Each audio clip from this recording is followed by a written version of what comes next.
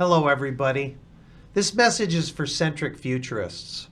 If you consider yourself a centric futurist as much as I consider myself one, I can imagine you have people in your orbit, people you care about, that are either new to crypto or are not yet members of the centric community, and you've thought, how do I explain centric to them?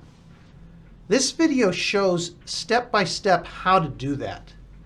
First, have them set up a free native Centric wallet at wallet.centric.com and then explain to them how the balance display works. What do the numbers mean?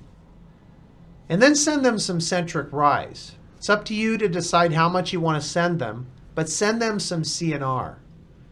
Next, and this step is very important, send them the explainer video.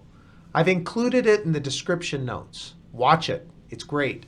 It helps explain Centric and anybody can get it. Finally, when they get back to you and ask you how to buy more Centric, send them the other videos that are in the description notes. They show step by step how to buy CNS and convert to CNR. Stay connected with Centric.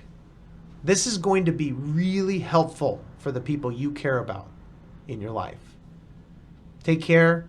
And always remember, Centric is burning tokens every hour until CNS reaches $1. Take care.